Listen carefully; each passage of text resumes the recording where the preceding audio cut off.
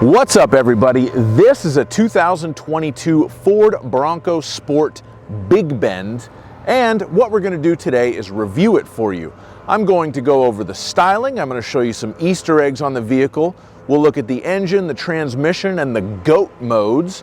We'll measure out the cargo space. We'll have a look at the passenger space, and we'll look at the interior convenience features and the safety features on the vehicle. Now, as always, if some of that sounds interesting and some of it sounds boring, check the description below for timestamps. Now we're going to talk about the styling on the Ford Bronco Sport, and it is, I think, something that's going to attract a lot of people to the vehicle. It does have a bit of a unique look in a sea of sort of generic looking small SUVs. It's got a more rugged look to it. Ford claims that it has a safari style roof. As near as I can tell, that just means it's got this hump towards the rear of the roof to make it look like an old Land Rover Discovery. Thank God it doesn't look like a new Land Rover Discovery. I like the front end a lot. I think the front headlights and the daytime running lights look really nice. I also like the tail lights. And I've noticed a few little Easter eggs on this Ford Bronco Sport as well. You do have the Ford Bronco logo on the side of the headlights on either side. You also have a Bronco logo in the light in the rear cargo area. It says Bronco, established 1966 on these little grommets on the back of the back seat. And on the interior of the car, the icon for the recirculate button shows a little silhouette of a Bronco. It doesn't just show a generic car. I think that looks cool too. One other little thing I noticed, and I don't think this is an Easter egg, I think it's something from the manufacturing process, but on the windshield it says accessory ready. I'm not exactly sure what that means, but I think it probably has to do with the safety systems, because this Bronco does have the forward-facing camera that looks out of the windshield for the lane departure warning and the forward collision alert. So I have a feeling that's what that means. It's just kind of funny. I've never seen that on any other car. Now we're going to talk about the engine and the transmission on the Bronco Sport. All Bronco Sports have the same transmission, an 8-speed automatic, and they all come standard with 4-wheel drive, which is something that I appreciate.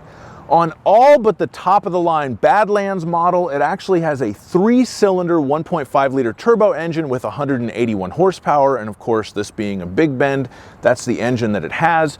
If you do want more power, you have to move up to that Badlands, and that will give you a 2-liter turbo 4-cylinder with 250 horsepower. But looking under the engine compartment, it's just kind of funny to me. Obviously, a 3-cylinder engine, 1.5 liters, is smaller than you get in the majority of cars, and everything is kind of shrunk down, even down to the little spigot where you would add motor oil to it.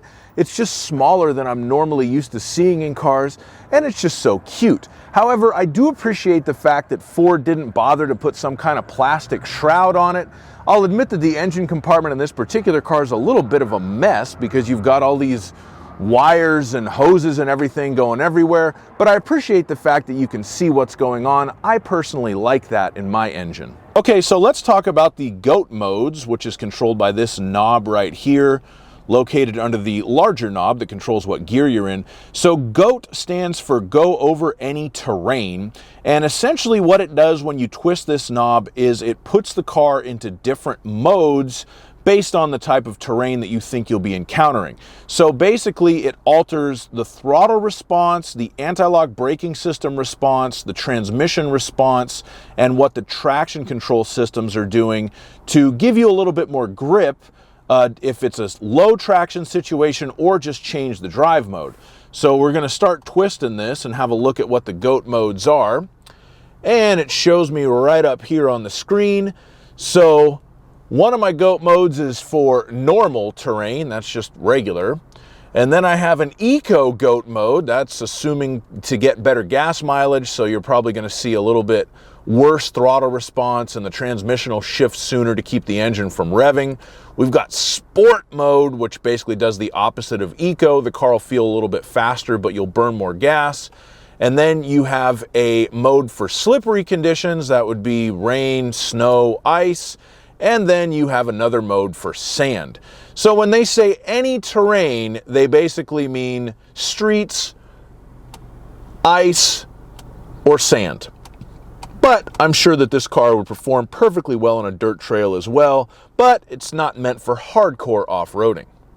Now I'm going to measure out the cargo space for you, but before I do, there are a few notable features in this cargo area that we should talk about. It should be noted that you can open the glass on the back hatchback separate from the hatch itself on the Bronco Sport. The glass opening is not very large. It's almost not large enough to really be useful for anything, but you can do it. On the Big Bend model, we also have this LED lighting built into the tailgate, so you can hit a button on the inside and turn that on to light up the back of the Bronco at night. That's pretty cool.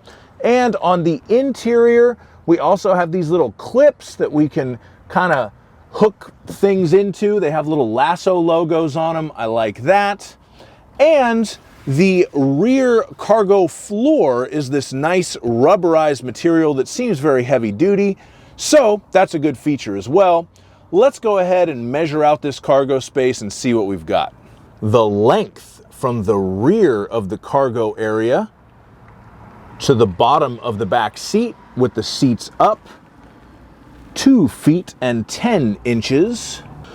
The width of the cargo area at its absolute widest point in between those two kind of grate pieces, 4 feet 3 inches. The width of the cargo area at its narrowest point in between the wheel wells, 3 feet 5 inches. The height of the cargo area with the load floor in its lower position, 3 feet and 2 inches. And I'm going to show you what I mean here. So that's the load floor in its lower position. If I pull up, I can put it in its higher position right there. And the reason why you would do that is because that way when you fold down the back seat, you have a flat load floor. So I'm going to remeasure height with the load floor in its higher position. The height of the load floor in the higher position, 3 feet, so you do lose 2 inches of height to put it in the higher position. The length of the load floor when you have the back seat folded down is approximately 5 feet 5 inches. I say approximately because some of that will have a little bit to do with where you have your front seat set. For the record, I have that passenger seat set about midway. It's not all the way back, but it's not all the way forward. So you've got about 5 feet and 5 inches there. And if you need to lift something into the back of your Bronco Sport, you are going to need to lift it 2 feet and 8 inches. Now, just for fun, there's a couple other little things back here. We do have a spare tire. It is a Space Saver spare, but Ford does give you a spare tire in this particular model. And just in case you're doing some serious tailgating, there's a bottle opener right there integrated into the tailgate. Now we're going to measure out the passenger space, and for this I like to use myself. I'm 6'5", so let's see if I can sit behind myself in the Ford Bronco Sport.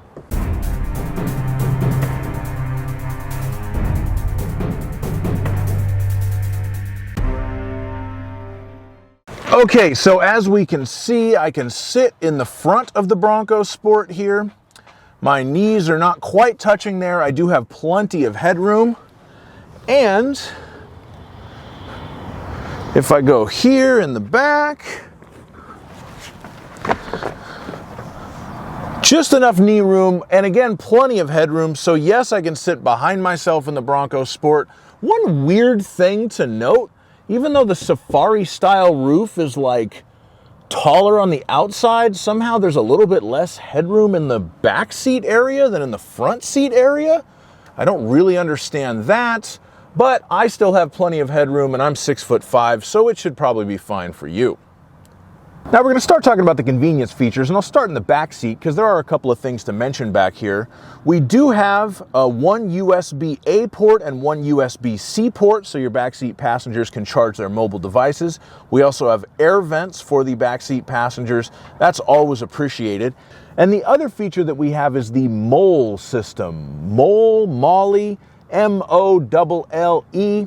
It stands for Modular Lightweight Load Carrying Equipment, and that's these little strappy guys in the back of either of the front seats, and this allows you to buy various accessories that will hook in here so that you can carry stuff strapped to the back of the front seat in your Ford Bronco Sport.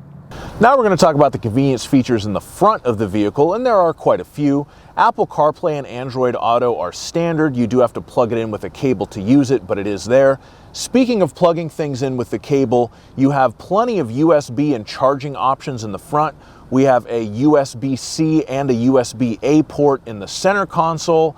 And then in the center stack, kind of low down, you have another USB-C, another USB-A, and a 12-volt style charging outlet there. We also have some nice little spots to put cell phones. This is something that Ford is very good at, and there's a couple of nice little shelf cubbyhole places to put cell phones. I feel like that's definitely an important consideration in this day and age. You do have cruise control in this car, but it's not the adaptive type of cruise control. You have Bluetooth audio streaming, of course, AM, FM radio, and satellite radio. As far as I can tell, a CD player is not available even as an option on the Ford Bronco Sport. You have an electronic parking brake, and if you have one of these cars and you wonder what the little hand with the circles around it does down right below the electronic parking brake, that is for the auto hold system. So if you turn that on and you bring the car to a complete stop, you can take your foot off of the brake and the car will not roll forward. And with the Big Bend model, you do get the intelligent access with push button start, so you can leave the key in your pocket or your purse, walk up to the door, put your hand in the door, open the door, push the start button, and then touch the little piece on the door handle when you get out to lock the car. If you've been doing research for the Ford Bronco Sport Big Bend online, you've no doubt seen Ford touting their unique, easy to clean cloth seats. So that's what those look like. I haven't gotten them dirty, so I can't confirm how easy they are or are not to clean. And of course, it comes standard with AC. Now we're going to talk about the safety features on the Ford Bronco Sport Big Bend. And first of all, we have BLIS, which is the blind spot information system. That's basically the blind spot monitors, the little lights in the rearview mirror that'll light up if there's a car in your blind spot. That also comes with rear cross traffic alert. So if you're trying to back out of your parking place in a busy parking lot and somebody's driving crossways, it'll alert you that there's a car coming like that. Ford also has something called the lane keeping system standard on this particular model. To activate that, you push this little button on the end of the turn signal stalk, and what that does is it kind of shakes your steering wheel if it thinks that you're drifting out of your lane to keep you aware of that.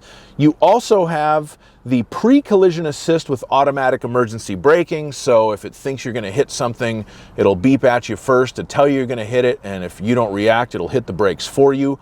Another safety feature that the Bronco Sport Big Bend has is it will give you a driver alert warning and suggest that you get some rest if it thinks you're not paying attention. I actually haven't seen this mentioned on Ford's website, but I somehow managed to trigger it last night when the car thought that I wasn't paying attention, I guess. But the joke's on it because I was paying attention, and I even took a picture of the alert.